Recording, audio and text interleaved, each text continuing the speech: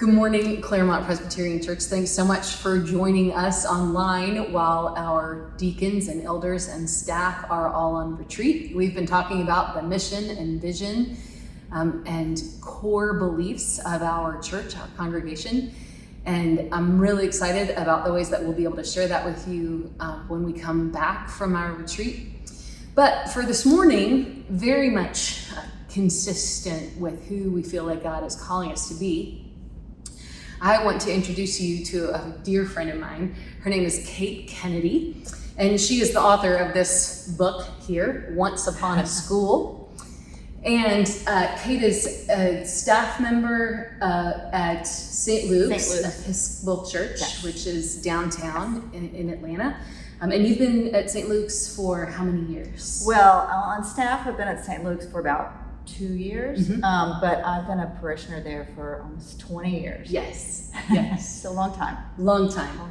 And you and I, as we've gotten to know each other, have found all of these little threads of connection, yes, which has been really cool. How did we not meet before? I have no idea. Well, I wanted you to meet Kate because Kate is a mother of four and has a master's degree from the Candler School of Theology. And the Lord has been cultivating ministry in her heart and in her life for 20 years. But none of our education really prepares us for what God laid on your heart to do. Most definitely. And if anything, just the practice of seeking the Lord. But I wanted to share your story with our congregation. Hope that they'll read your book, Once Upon a School. Yes, please. And to talk about how you recognized a need and the Lord put it on your heart to respond to that need. And then your church community and leaders of the Atlanta community and your neighbors and friends all came up alongside and around to help and support you. Yeah. And not to give everything away, but then it got hard. It got hard, yeah. Because life and relationships and ministry are hard. So let's get started. Okay. So your book tells the story about your being burdened by how children who are living with their parents in what we would call homeless situations, they might be living in a car, they might be staying with a relative, but not officially.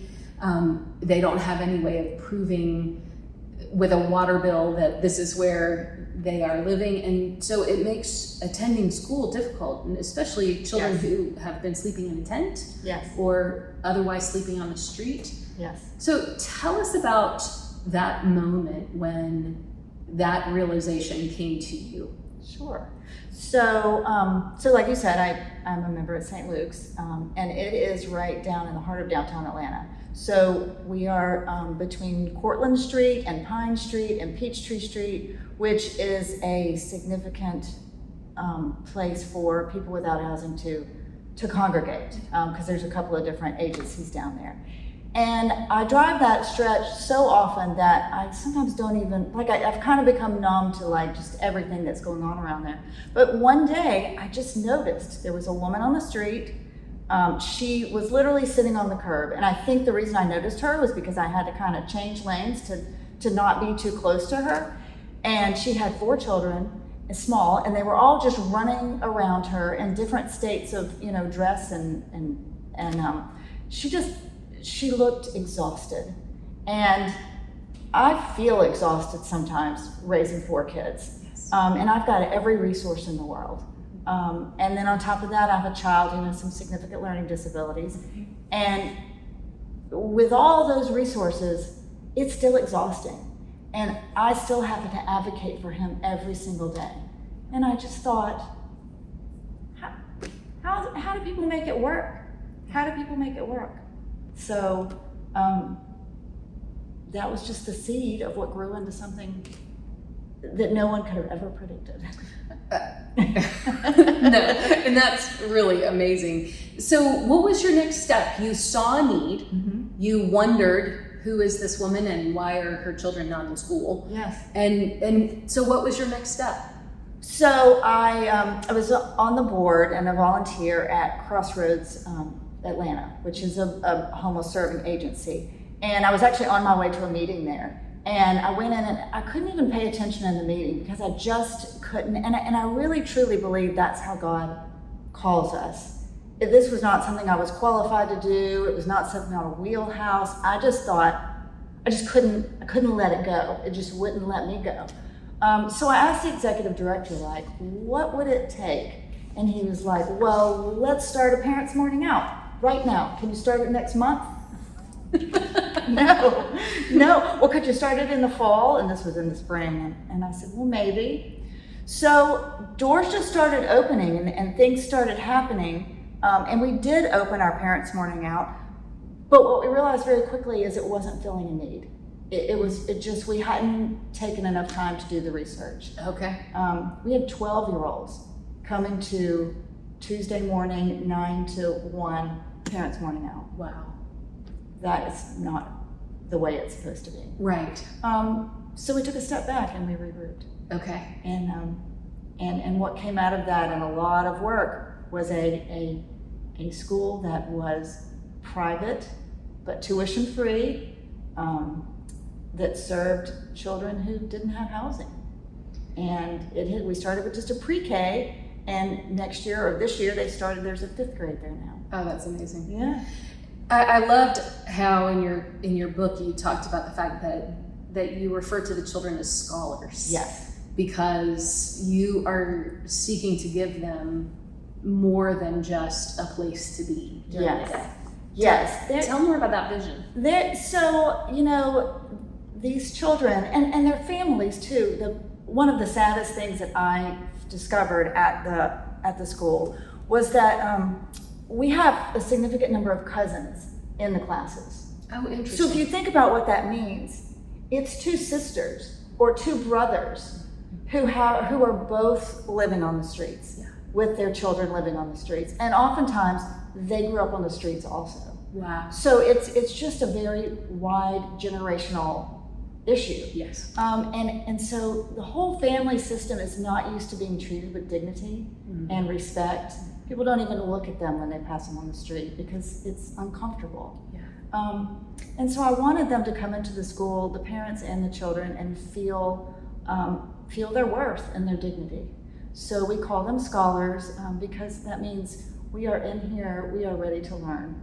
We are ready to have a new way of life. We are ready to grow. We say we want them to be able to write their own stories beyond the circumstance that they were born into. Yeah. So they wear uniforms. Which are provided for free. Their meals are free. And how many meals do they get? They get 2 meals, breakfast and lunch. Great. Okay. So we hope that provides them with some sort of stability, but also, and we found, the parents tell us this, some real sense of dignity and worth, and that they have a place where their voice matters. Yeah. We all summer have been studying Exodus together as a congregation. We've been preaching through the book of Exodus. Yes. And you have just completely reframed for me those groups of people who are wandering together, but you can see them sort of wandering in groups, right? Yes. Through the wilderness for a generation. Yes. 40 years is a generation. And I think just this moment, you've led me to think about the children who were among them and how they bore witness to all the things that happened. Some of them, were born along the way. So they were born in the wilderness, as some of these children are almost quite literally born on the streets. And they know the stories of what happened in Egypt and why they ended up in the wilderness, just like I would imagine there are stories that these families tell about how they ended up on the streets.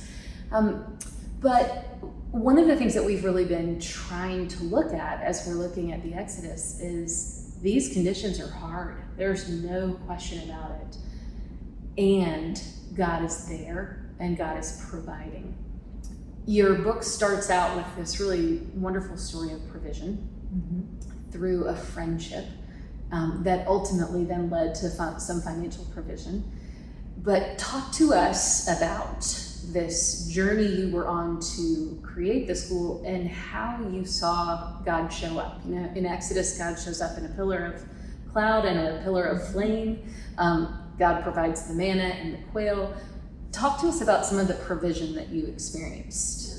Oh, you know, so in the Episcopal tradition, in our baptismal vows, we say that we pledge to respect the dignity and honor of every person. Yes. And that is something that, you know, that we hold up, and I hold up often as a way that I want to live. And so I just feel like it's important to offer a sense of dignity and worth to people. And as you do that, God does show up again and again and again, because these people are filled with God. Mm-hmm. And if you think about the way that they live, I mean, like the people of the Exodus and the people who live on the streets, many of them are born in the wilderness and they die in the wilderness. But their life still matters. Yes. And so I really made some lifelong friends and really changed my perspective on a lot of different things, just by being with and listening to the stories of all these people that came in that were just no different than us, except that they were born into a family that didn't have stability. Yeah. And so I think that's God showing up, helping us know that these are the ways that we need to be with each other. Yes. You know, and then there's those great miraculous things. This was a divine and holy call for me, because every time we thought we were going to run into a dead end, something happened. We had no idea how we were going to serve meals. I mean, like, it was up to, like, the school was opening and we were like, how are we going to, I mean, we can't cook it. We can't, like, how are we going to do it? And then this amazing, incredible part-time chef, cook, offered to do it out of the goodness of his heart. And it became, the story's in the book, and it's really one of my favorites. It became really truly a communion meal. I mean, it became an event in the Children's Day that was well beyond the food. That is so marvelous. You share in the book that you grew up with considerable privilege. Yes. And I'm curious to know about the contrast that your growing up story has with some of the stories of the people that you encountered, and how that changed your life. Yeah, I grew up in a very tiny bubble, a privileged, lovely bubble, but it was a bubble. And it's funny, and I tell this story in the book.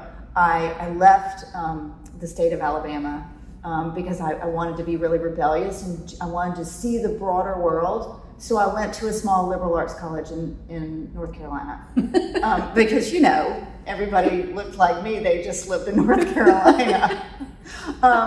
But I began to see that there is so much more to the world, and I just really wanted to experience that and to live that. And since I've been in Atlanta, and especially my work that I've done with the homeless population, which has spanned all the years I've lived in Atlanta, I have gotten to know people that are so different from me, culturally, socioeconomically, you know, by race, and it's just made my life richer. And I just think that's so very important. I have questions in the back of the book, because this was such a big point of growth for me. Yeah. And it allows you to look at some of these issues through a theological lens, through a lens of social justice, as well as through a lens of personal growth. And one of the questions that I pose in there, for the lens of personal growth, is when you look at somebody who's nothing like you, what do you imagine they see when they look at you? And to think about that just really flips it all around. Yeah, it really does. You and I both have degrees from Candler, and Yes. one of the things that I remember about Candler is this phrase that I had encountered really for the first time as a 22-year-old, and that's the Imago Dei. Yes. Talk about that. Oh, you know, the image of God, Imago Dei, is something that I really spend a lot of time thinking about, because I mean, in the church that I grew up in, we had white Jesus, you know, above the altar, and that was just, you know, he had blue eyes and all of that, and that's not what Jesus looked like. Right. That has nothing to do with choosing a race, that is just flat not what Jesus looked like. There's just no arguing that. Right. Right? But then when you show people the picture of the Sistine Chapel, and God, it's an old white man with long white hair. Yes, that's but everybody recognizes that as the image of God. Yes. And it's created a lot of exclusion in our world. Yeah. So, for me, the Imago Dei is all of us together. Yes. And I think that's so, so important. And I'll just throw this in because this statistic just floors me.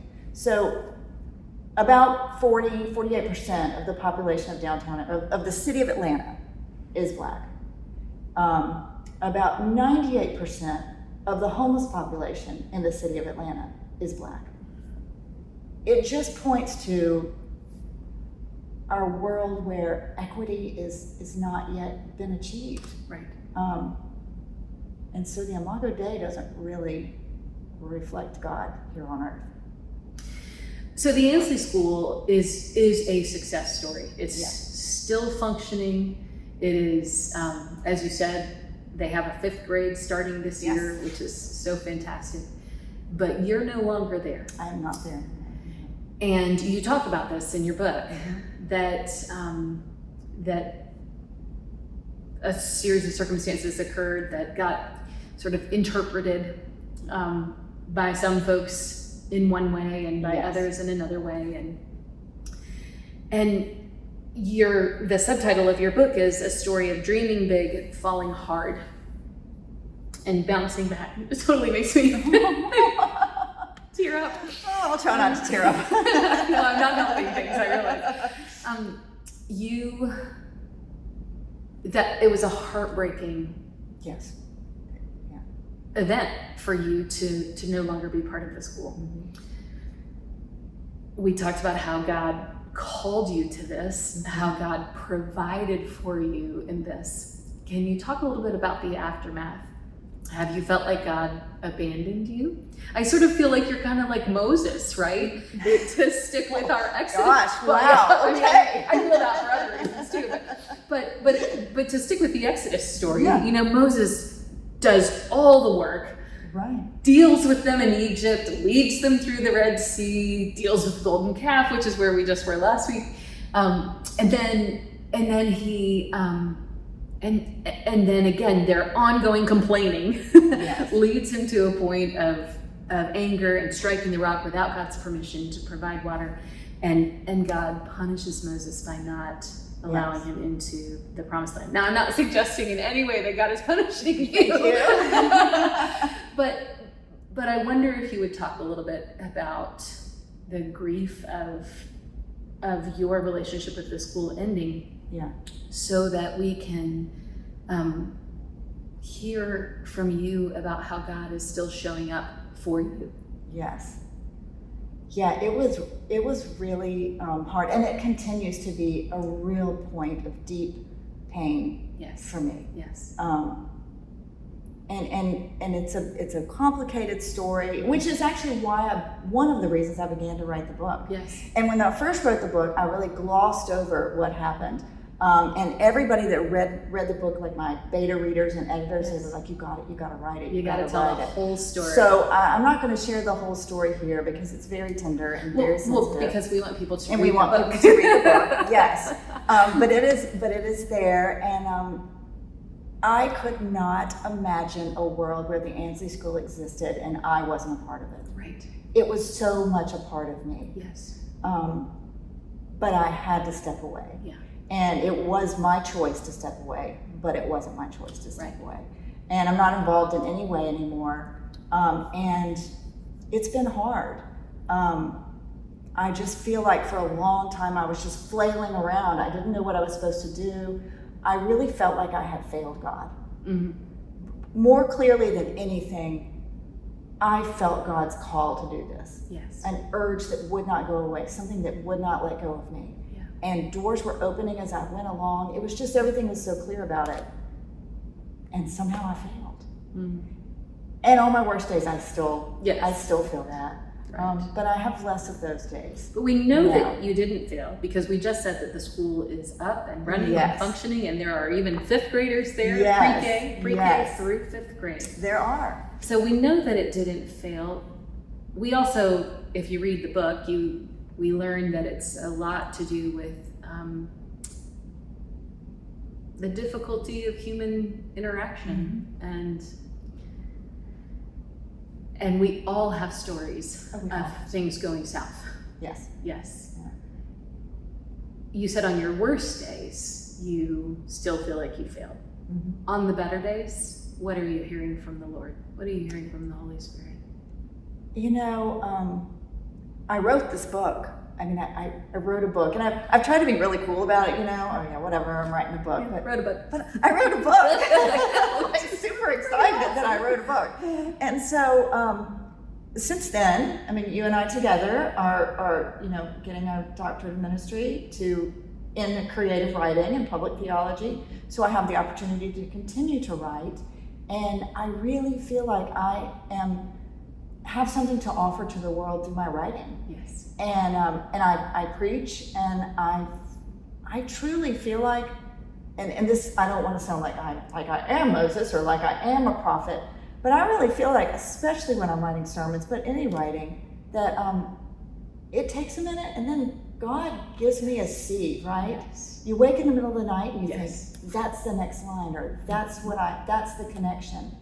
And so I feel like this is a new way of God showing up for me, is giving me the capacity to share my stories. Yes. Um, The writing life is a life of discipline. We Yes. certainly know that. But the discipline sometimes shows up in a funny kind of way, in that you mentioned you wake up in the middle of the night. yes. And I also have woken up in the middle of the night, and sometimes I have gotten up and written down Mm-hmm. what that dream or thought is. Other times I'm like, I can't. I'll remember it in the morning. I always It's such a say good that. thought. I'll remember it in the Yeah. morning, and then I'm like, what was that? And then the morning comes and it's gone. Gone. And that realization, and therefore then that discipline of being obedient to the thoughts when they come, Mhm. to the prompts and the urges to write when they come. Yes. You're really discovering that, and you discovered that, I know from our conversations, in the process of writing the book. I did. Yeah. Yeah. So, you know, I didn't fail God. No. And And the neither school- has he failed you. He has not failed me, for sure. The school is still going on, and you know, one of the things I do come to through the writing in the book is that I didn't start this journey so that I could run a school. Right. I don't know how to run a school. I mean, I clearly do know how to run Sure. a school, but You're self-taught. it's not the highest and best use of my gifts. And I Such a think good that's really important. I started the school because I did it for the kids. Yeah. And I'm actually working with a group of women in Pittsburgh who want to start a similar school. I'm working with a couple of different agencies who want to start similar schools around the country, and then I'm consulting with them. So that's what God was calling me to do. Yes. Even though I miss it, Yeah. I miss my little babies so much. They're just adorable, and I still visit some of them, and so that's a good thing. Well, my friends, take the time to read Kate Kennedy's Once Upon a School. Thank you. Thanks for being here with us Thank you for as having me. part of our ongoing story with the Exodus and Yes. the ways in which the Exodus shows up in our own lives, sometimes in periods of wandering in the wilderness, sometimes being rescued, and sometimes getting to cross over into that promised land. Appreciate you. Well, thank you for showing me where my story connects with Moses' story in the tiniest way, because I'm really going to think about that. Well, blessings on you, blessings on the Well. school. Yes. And thanks for being an inspiration to the rest of us, I hope so. because we really are trying to learn our neighborhood and see the people sitting on the curb, Yes. see the people who are working behind the cash registers of the various businesses in Toco Hills Shopping Center, to, as a school is coming to our campus, imagine how a church next to a public school could possibly have an It's influence. beautiful. And I'll say this one practical piece of advice that I was given by some people who live on the street. What they really want more than anything is for someone to look them in the eye, smile, and say hello. Yeah. And that's all. You and I can both do that. Yeah, we can all do that. Awesome. Thanks for your guidance. Thank you.